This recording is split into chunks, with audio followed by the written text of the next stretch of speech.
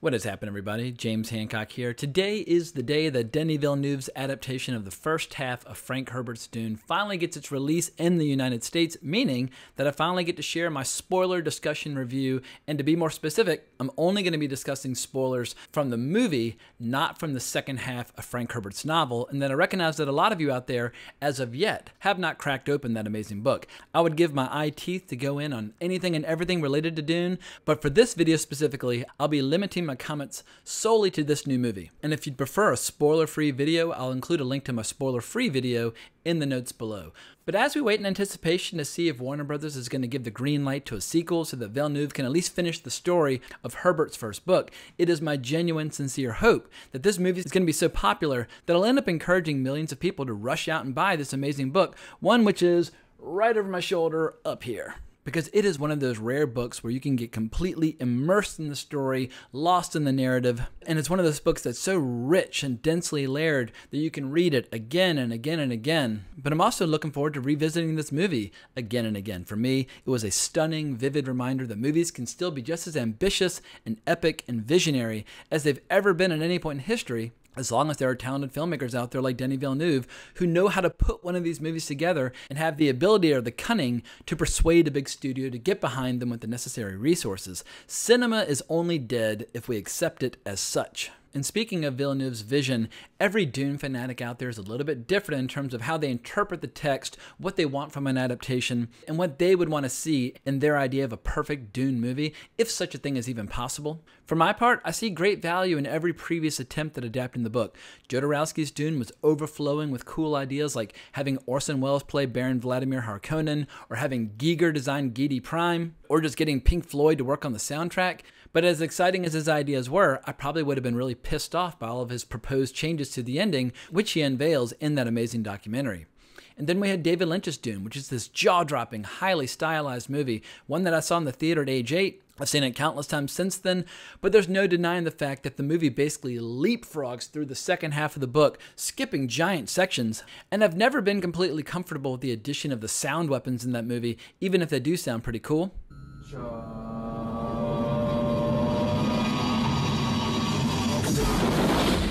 And then the TV miniseries from 2000 had the obvious advantage of enjoying a hell of a lot more screen time to adapt this incredibly complex novel, one that I think is probably impossible to condense into one movie, perhaps even two, as we can see from a lot of the things that Denis Villeneuve already chose not to include in his interpretation of the text. I love it or hate it, and I lean toward the love side of the equation. This is Villeneuve's version of Dune that he has chosen to give to the world, so let's break down what specific choices he made, which ones work, which ones don't, and which ones never even had a chance because they are nowhere to be found in this movie.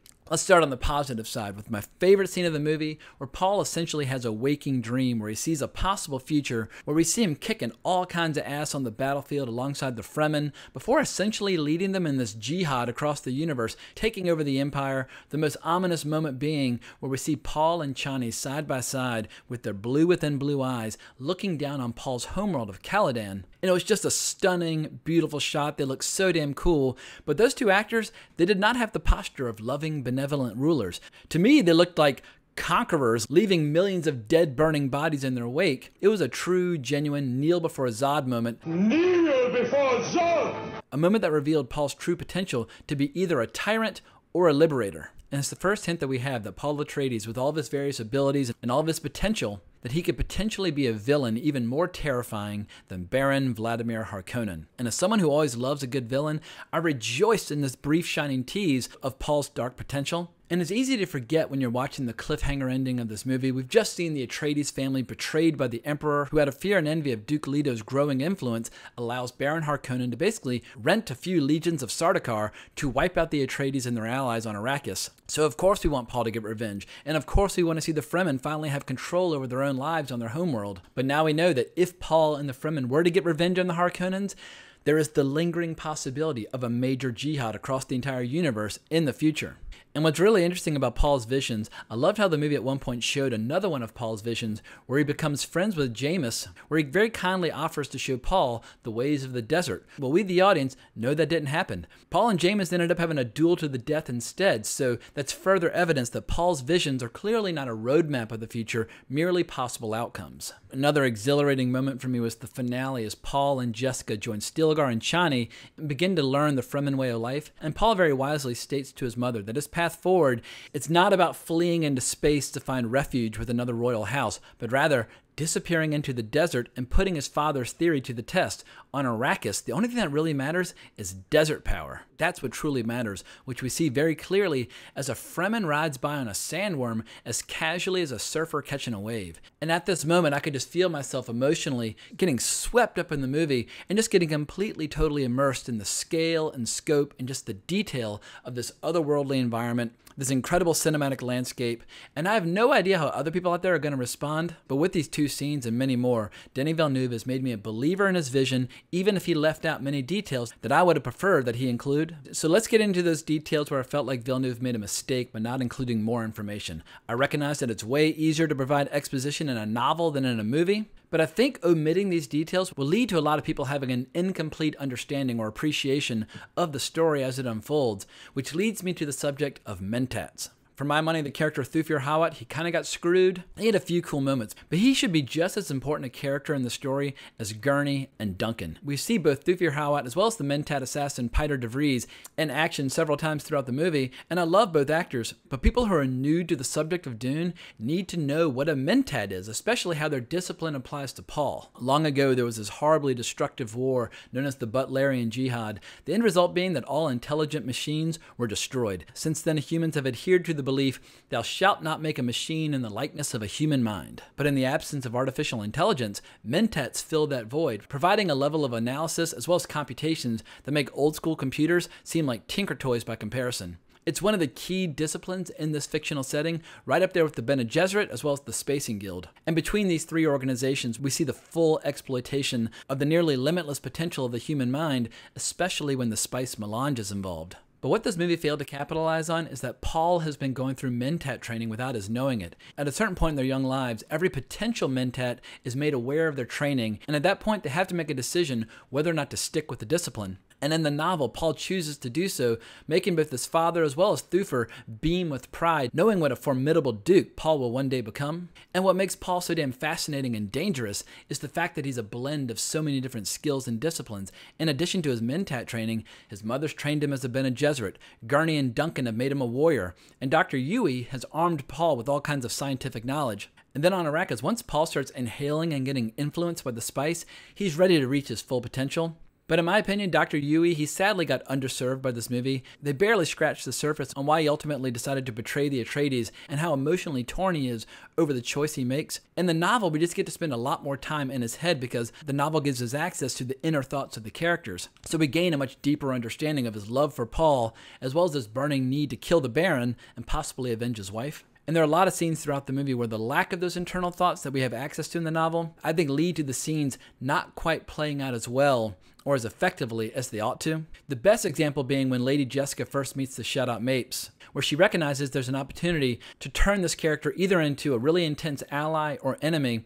And in the novel, we get exposed to what she's saying as well to what she's thinking, whereas in the movie, we only hear what she's saying. And I think it just makes the scene feel a little bit confusing. And I suspect that the scene doesn't land as effectively as it ought to for people who are brand new to the story. But getting back to Paul, I want to talk about the desert Arrakis and how it relates to the prison planet Seleucus Secundus. We got a really brief taste of that horrible place in the movie when we see the Sardaukar sacrificing victims, bleeding them out upside down, and then getting prepared to invade Arrakis. And in the book, Seleucus Secundus is deliberately maintained as this horribly oppressive, brutal environment in order to breed the most terrifying soldiers in the service of the Emperor, which is why it's such a big deal for them to be hired by Baron Harkonnen right before they attack the Atreides on Arrakis. If it were known that the Emperor had made that deal, the other royal houses would turn against the Emperor, which is why the Sardaukar have to disguise themselves as Harkonnen. But in the movie, a lot of the uniforms are so baggy, I don't know if it was completely clear to the audience which characters were Harkonnens versus which characters were Sardaukar. But how that relates to Paul is through the Fremen, who are an equally ruthless fighting force compared to the Sardaukar due to having to live and survive in the harshest conditions imaginable on Arrakis, while at the same time constantly being hunted by the Harkonnen. And while I kind of like the simplified intro of the movie,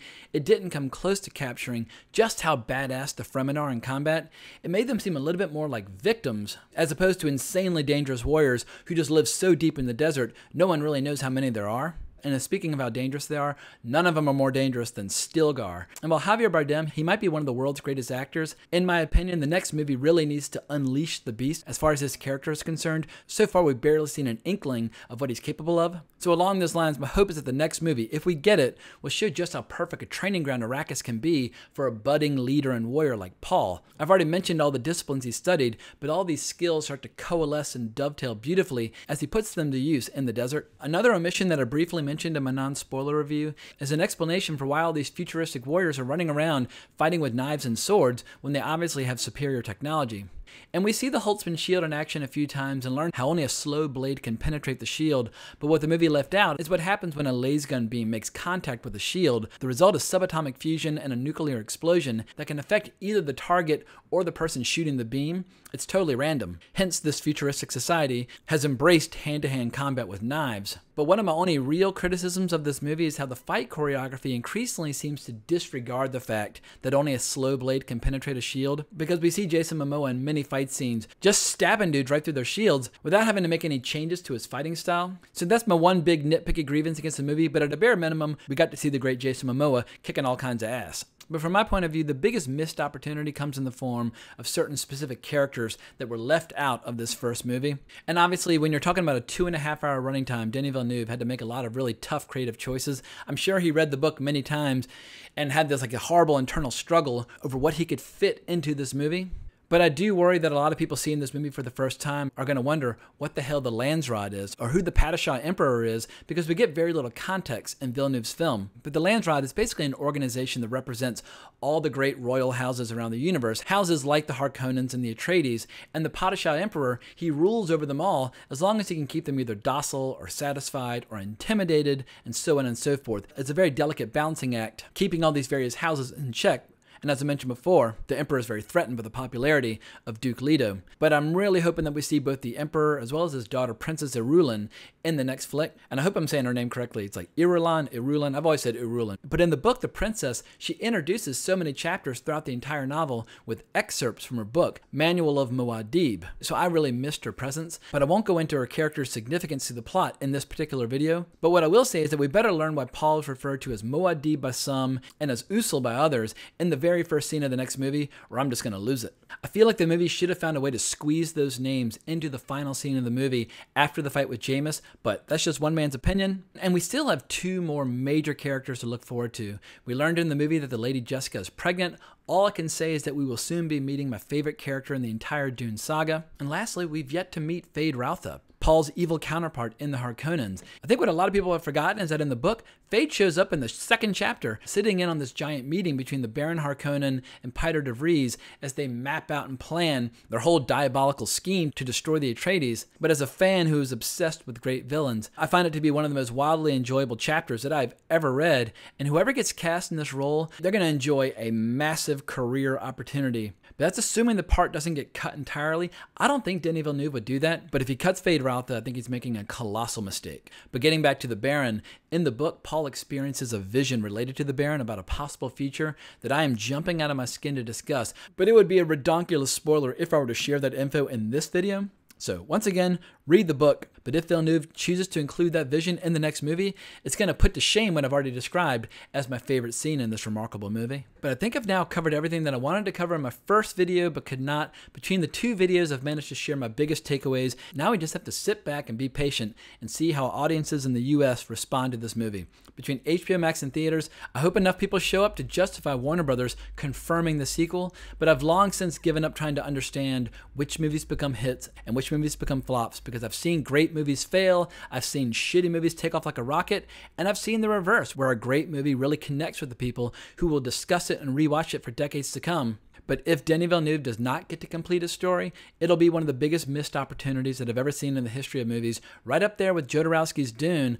I love that documentary, but let's cross our fingers that we don't see a similar documentary being made years down the road about Villeneuve's plans for the second movie that were never allowed to hit the screen. So on that kind of grim and pessimistic and fatalistic note, I'm going to sign off for now. Please remember to like the video, subscribe to the channel, comment, all that good stuff. Definitely check out the movie this weekend, and I look forward to hearing everyone's thoughts on the film. But thanks so much for watching this video, but more importantly, as always, onwards and upwards.